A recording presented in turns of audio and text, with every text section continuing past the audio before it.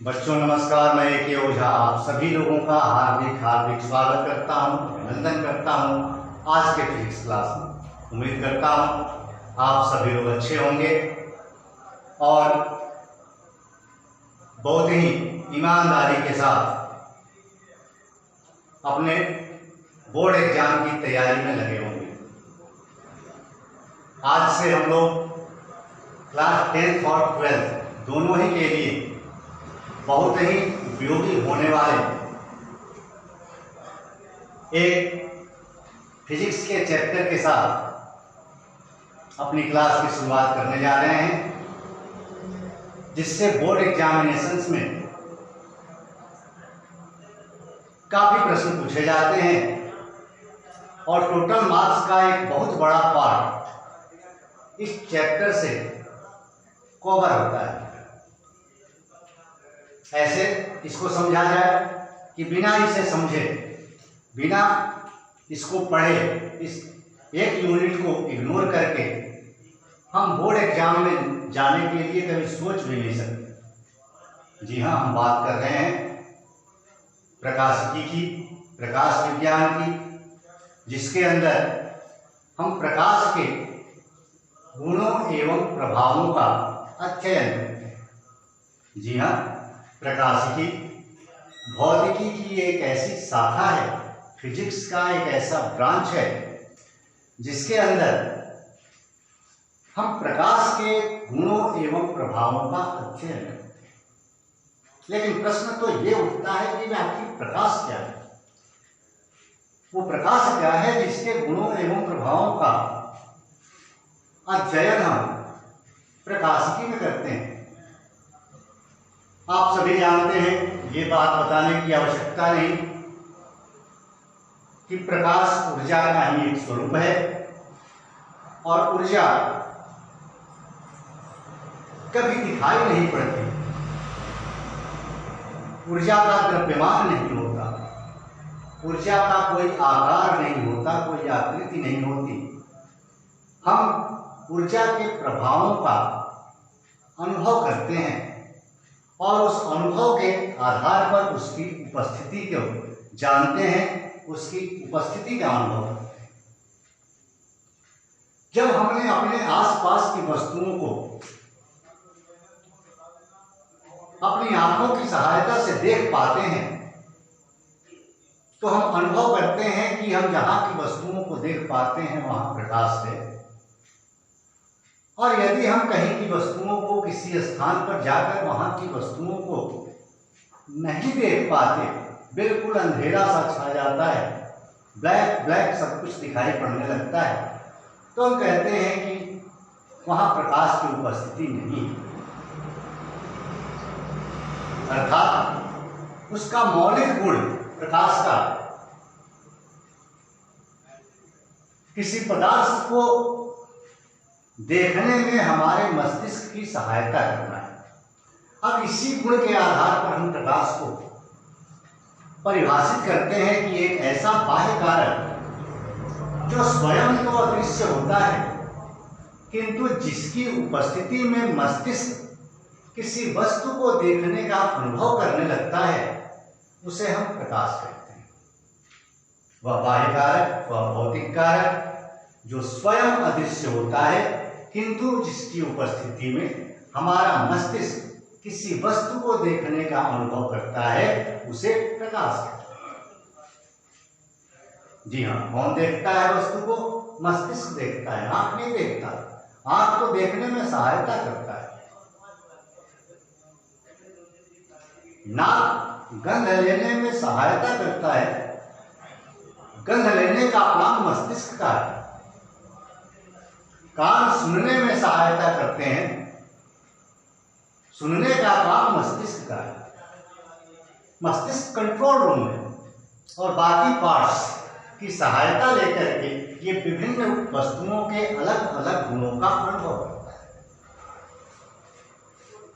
अब सपोज करें यहां सूर्य है, यहां पृथ्वी है, और सूर्य से आने वाली निकलने वाली प्रकाशीय किरणों की, प्रकाश की उपस्थिति में हम पृथ्वी पर एक दूसरे को या अन्य वस्तुओं को, पेड़ पौधों को देख पाते हैं। अर्थात सूर्य का प्रभाव अगर पृथ्वी के ऊपर हमें महसूस होता है तो इसका सीधा मतलब यह है कि सूर्य से प्रकाश ऊर्जा निकल करके पृथ्वी तक आती होगी। Very simple. जिस रास्ते पर गति करते हुए प्रकाश किसी एक स्थान से दूसरे स्थान के बीच की दूरी तय करता है उस रास्ते को प्रकाशीय किरण कहते हैं। जिस रास्ते पर गति करता हुआ प्रकाश किसी एक स्थान से दूसरे स्थान तक की दूरी तय करता है उस रास्ते को प्रकाशीय किरण कहते हैं। प्रकाशीय किरण को एक सरल रेखा के द्वारा सूचित किया जाता है जिस पर प्रकाश की गति की दिशा में तीर का चिन्ह बना होता है। अक्सर हम लोग एक गलती कर देते हैं कि प्रकाशीय किरण को चित्र में दिखाते समय तीर का चिन्ह बनाना भूल जाते हैं। ऐसी गलती हमें कभी भी भूल कर भी नहीं करनी है, क्योंकि यही तीर का चिन्ह ये बताता है कि प्रकाश किस दिशा में गमन कर रहा है। यदि प्रकाश इस दिशा में जा रहा है तीर इधर होगा, प्रकाश इस दिशा में गति कर रहा है तीर इधर होगा, प्रकाश इस दिशा में गति कर रहा है तीर इधर होगा, प्रकाश इस दिशा में गति कर रहा है तो तीर इधर होगा। प्रकाश जिस रास्ते पर गति करते हुए एक स्थान से दूसरे स्थान के बीच की दूरी तय करता है उस रास्ते को प्रकाशीय किरण कहते हैं। चाहे वो सूर्य से पृथ्वी तक आए, बल्ब से हमारे किताबों तक, हमारे नोटबुक तक आए, जिसके द्वारा हम किताबों के अक्षरों को पढ़ पाते हैं उस रास्ते को प्रकाशीय किरण कहते हैं। जिसे सरल रेखा के द्वारा सूचित किया जाता है और इस सरल रेखा पर प्रकाश की गति की दिशा में तीर का चिन्ह बना। अब एक प्रकाशीय किरण इतनी पतली होती है कि किसी अपारदर्शी पदार्थ के बने पर्दे पर या अपारदर्शी पदार्थ की शीट के ऊपर एक आलपीन से छेद कर दिया जाए, होल कर दें और उससे प्रकाश गुजारे तो उस एक आलपीन की मोटाई के बराबर होल से करोड़ों अरबों की संख्या में प्रकाशीय किरणें एक साथ गति करती हैं। इसका मतलब ये कि हमारा मस्तिष्क प्रकाशीय किरणों को कभी भी अकेला अनुभव नहीं करता। हम प्रकाशीय किरणों को समूह में अनुभव करते हैं और जब प्रकाशीय किरणें समूह में गति करती हैं तो उन प्रकाशीय किरणों के समूह को प्रकाशीय किरण पुंज के नाम से, लाइट बीम के नाम से जाना जाता है। लाइट बीम क्या होता है? प्रकाशीय किरण पुंज किसे कहते हैं? तो प्रकाशीय किरणों के समूह को प्रकाशीय किरण पुंज कहते हैं। जाहिर है समूह है तो दो या दो से अधिक तीर युक्त सरल रेखाओं के द्वारा प्रकाशीय किरण पुंज को प्रदर्शित किया जाता है। अब प्रकाशीय किरणों का जब गमन होता है एक स्थान से दूसरे स्थान तक तो वो तीन प्रकार से हो सकता है और इस आधार पर प्रकाशीय किरण पुंज को तीन वर्गों में विभाजित किया। पहला अभिसारी किरण पुंज, अभिसारी किरण पुंज। दूसरा अपसारी किरण पुंज और तीसरा समानांतर किरण पुंज। अभिसारी किरण पुंज क्या है, अपसारी किरण पुंज किसे कहते हैं और समानांतर किरण पुंज किसे कहते हैं? बहुत ही आसान है, एक बार सुनकर के आप समझेंगे।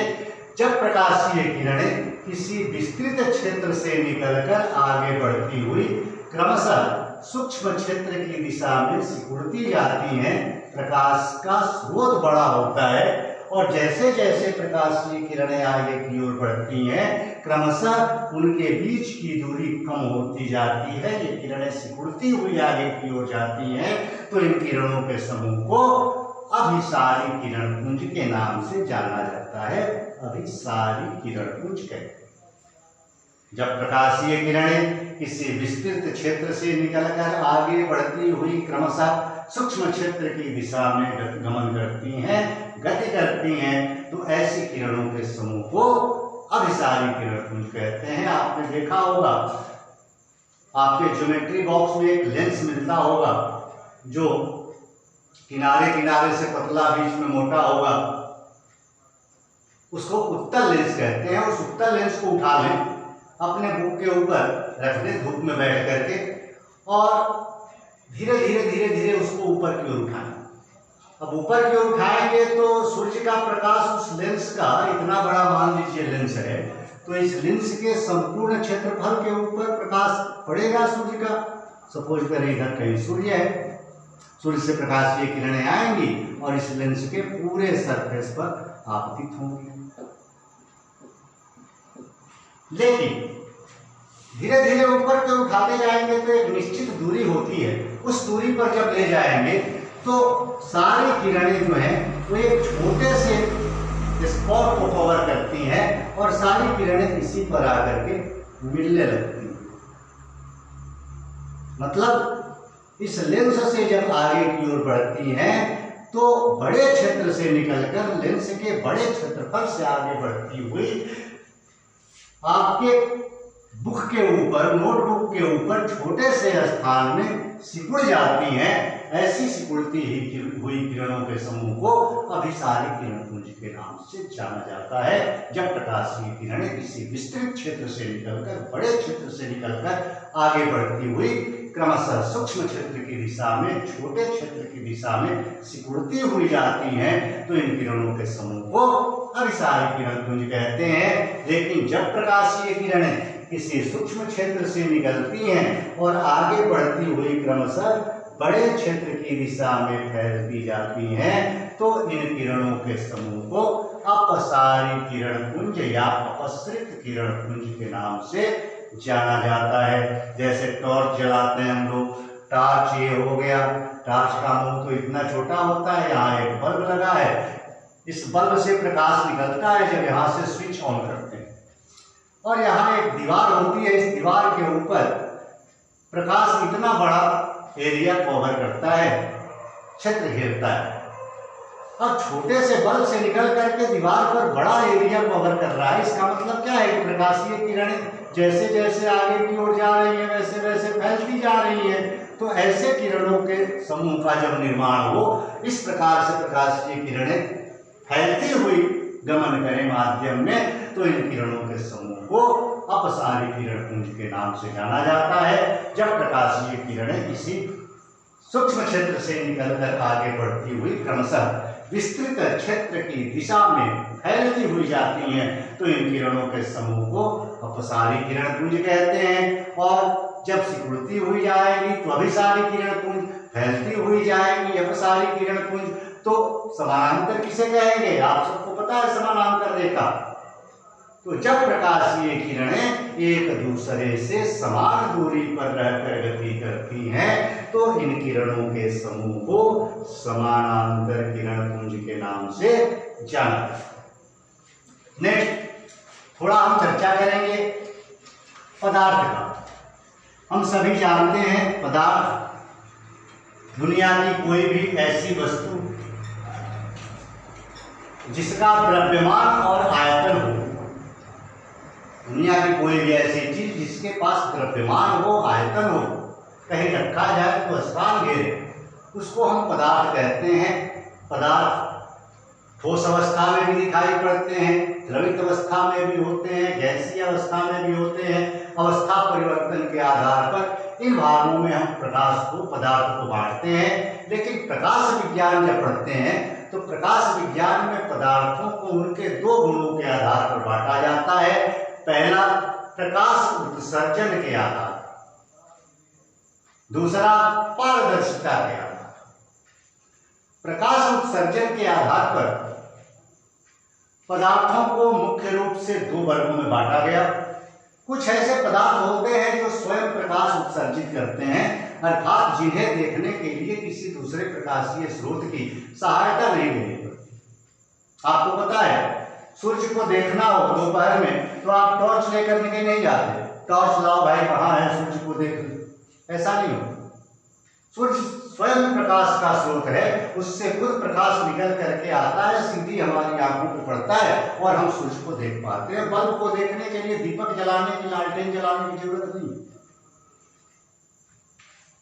ये प्रकाशीय स्रोत है।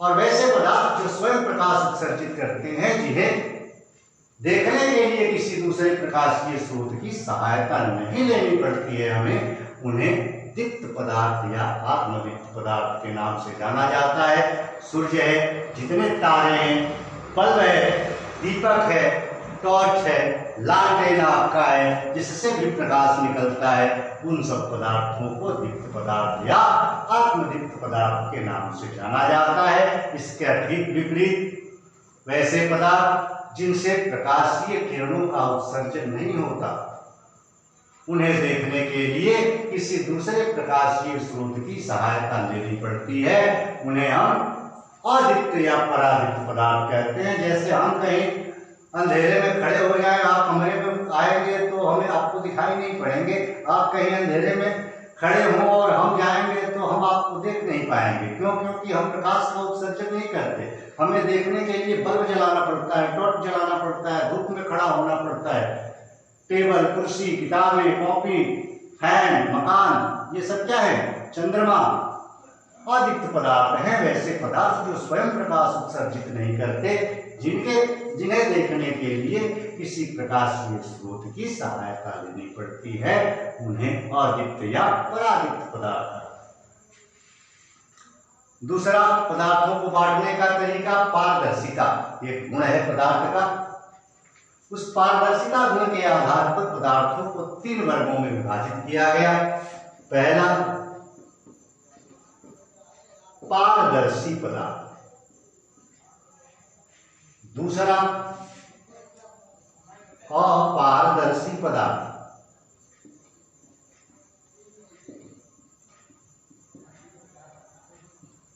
और तीसरा, पारभासी पदार्थ। पारभासी पदार्थ। पारदर्शी पदार्थ किसे कहते हैं? तो वैसे पदार्थ जिन पर पड़ने के बाद प्रकाशीय किरणें आसानी से दूसरी ओर चली जाती हैं। वैसे पदार्थ जिन पर प्रकाशीय किरणें पड़े और आसानी से दूसरी ओर चली जाए, उन पदार्थों को पारदर्शी पदार्थ कहा जाता है। आपको पता है, कांच से प्रकाशीय किरणें आसानी से गमन करती हैं। कांच का एक सीट हो, उस पर टॉर्च जलाएं, टॉर्च के आगे की दीवार जो है, बल्ब के आगे एक दीवार होती है, वो कांच की होती है, और बल्ब से जितना भी प्रकाश निकलता है उस कांच की दीवार के दूसरी ओर चला जाता है। ऐसे पदार्थों को पारदर्शी पदार्थ कहा जाता है। कुछ ऐसे पदार्थ होते हैं जिन पर पड़ने के बाद प्रकाशीय किरणें दूसरी ओर बिल्कुल नहीं जाती, जैसे लोहा है, लकड़ी है, डस्टर लकड़ी का है, इस पर प्रकाश पड़ेगा तो दूसरी ओर नहीं जा पाएगा। तो वैसे पदार्थ जिन पर पड़ने के बाद प्रकाशीय किरणें दूसरी ओर नहीं जा पाती, उन पदार्थों को अपारदर्शी पदार्थ कहते हैं। और कुछ पदार्थ ऐसे होते हैं जिन पर पड़ने के बाद प्रकाश का कुछ भाग दूसरी ओर चला जाता है, शेष भाग उस पदार्थ के द्वारा अचक्त कर लिया जाता है, शोषित कर लिया जाता है। उन पदार्थों को पारभासी पदार्थ के नाम से जाना जाता है। वैसे पहचानने के लिए इस तरह से करके देखेंगे आप उस पदार्थ को, तो धुंधला धुंधला दूसरी तरफ दिखाई पड़ेगा। इसका मतलब है कि प्रकाश दूसरी ओर जा रहा है, लेकिन कम मात्रा में जा रहा है, इसलिए धुंधला दिखाई पड़ रहा है। वैसे पदार्थों को हम लोग पारभासी पदार्थ के नाम से जानते हैं। ये सब 10th क्लास में, अगर आप 12th में होंगे तो 10th में पढ़ करके आए होंगे। बेसिक डिफिनीशंस हैं, इनको पढ़ने के बाद ही आगे हम लोग जाएं तो ज्यादा बेहतर रहेगा। फिजिक्स, प्रकाश विज्ञान ज्यादा आसानी से हमें समझ में। प्रकाशीय माध्यम किसे कहते हैं?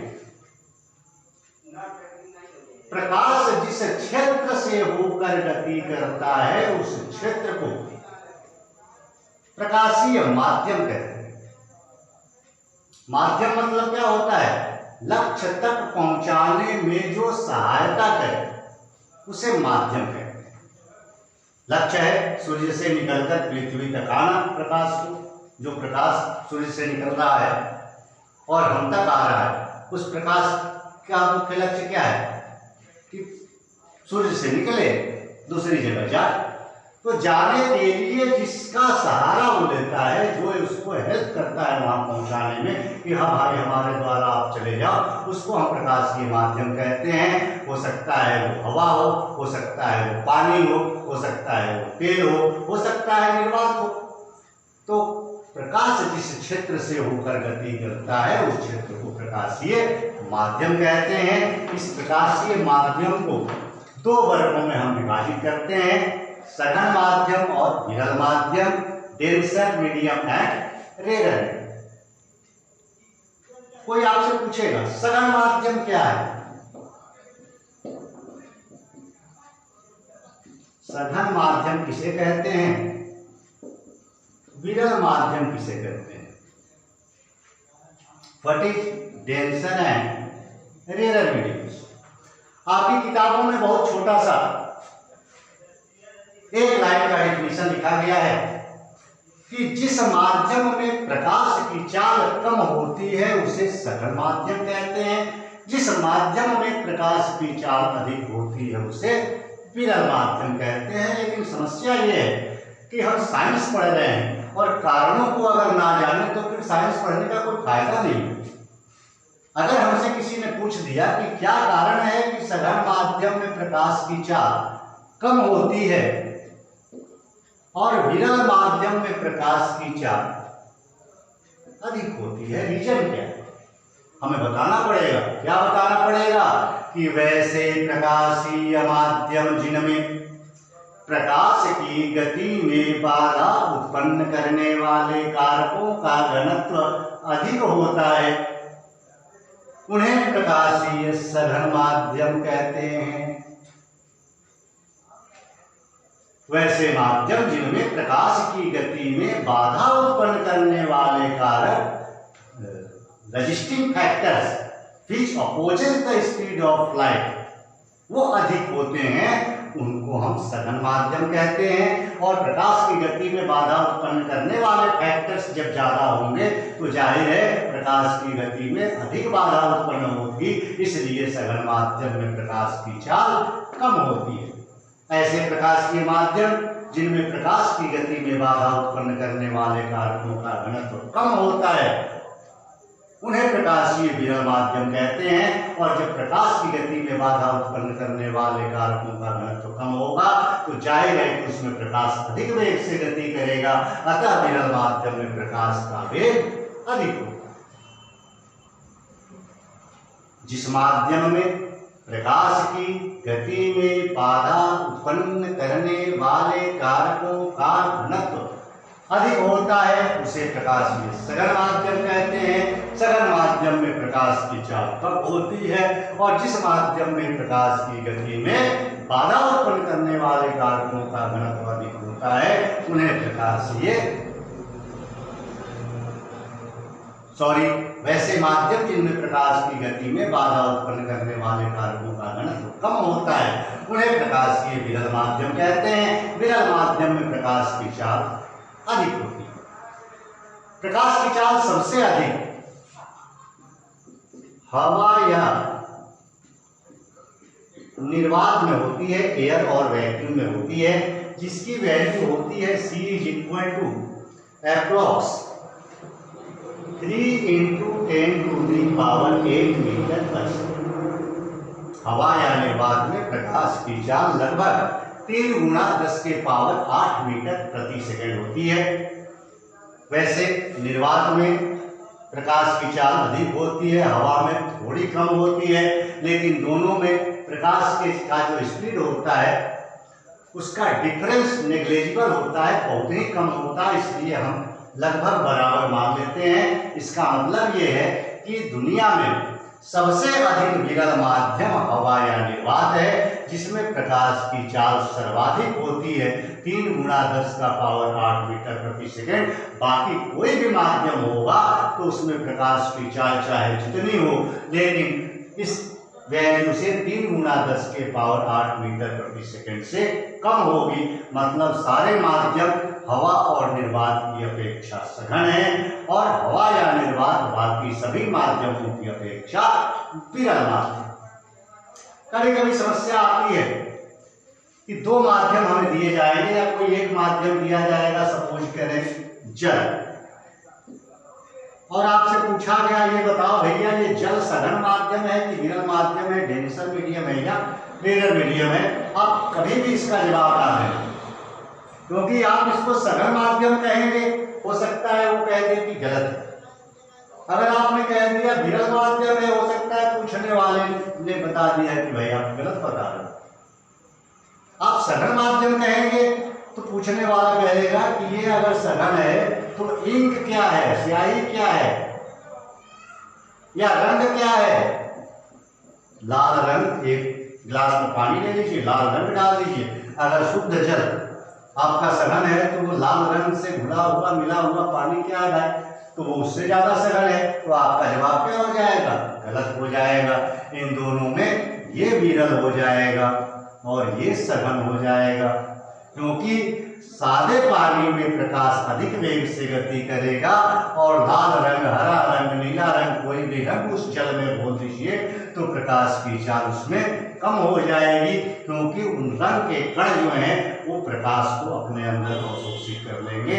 जल में प्रकाश को सोखने का गुण प्रभाव जो इफेक्ट होगा वो ज्यादा होगा, उसकी प्रॉपर्टी बढ़ेगी। अगर आपने कह दिया ये विरल है तो कोई कहेगा कि तब हवा क्या है।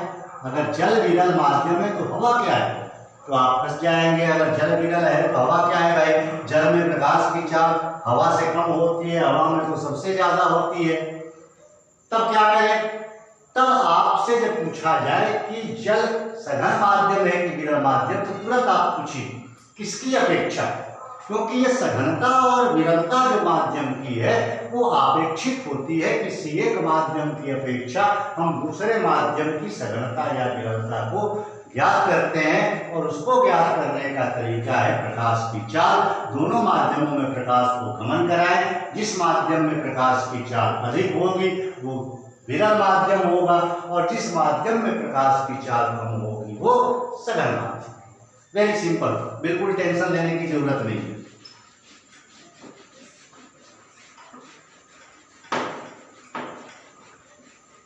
आगे हम लोग प्रकाश के परावर्तन को अगले क्लास में देखेंगे। आप लोग ये बेसिक जितने भी डिफिनीशंस हैं इसको अच्छी तरह से समझिए। बहुत आसान है, समझाने में इतना समय लगा, अगर एक बार आप पढ़ लें तो रिवीजन करने में 5 मिनट मुश्किल से लगता है। और कैसे रिवीजन करेंगे, एक बार याद हो जाए हर 2 दिन के बाद रिवीजन करते रहें। कैसे भाई, तो भौतिकी की वह शाखा जिसके अंतर्गत प्रकाश के गुणों एवं प्रभावों का अध्ययन किया जाता है उसे प्रकाशिकी या प्रकाश विज्ञान कहते हैं। वह बाह्य कारक जो स्वयं अदृश्य होता है किंतु जिसकी उपस्थिति में मस्तिष्क किसी वस्तु को देखने का अनुभव करता है उसे प्रकाश कहते हैं। प्रकाश जिस रास्ते पर गति करते हुए किसी एक स्थान से दूसरे स्थान के बीच की दूरी तय करता है उस रास्ते को प्रकाशीय किरण कहते हैं। प्रकाशीय किरण को सरल रेखा के द्वारा प्रदर्शित किया जाता है जिस पर प्रकाश की गति की दिशा में तीर का चिन्ह बना होता है। प्रकाशीय किरणों के समूह को प्रकाशीय किरण पुंज कहते हैं। प्रकाशीय किरण पुंज 3 प्रकार की होती है। जब प्रकाशीय किरणें किसी सूक्ष्म क्षेत्र से निकलकर आगे बढ़ती हुई क्रमशः विस्तृत क्षेत्र की दिशा में फैलती जाती हैं तो इन किरणों के समूह को अपसारी या अपसृत किरण पुंज कहते हैं। जब प्रकाशीय किरणें किसी विस्तृत क्षेत्र से निकलकर आगे बढ़ती हुई क्रमशः सूक्ष्म क्षेत्र की दिशा में सिकुड़ती हुई जाती हैं तो इन किरणों के समूह को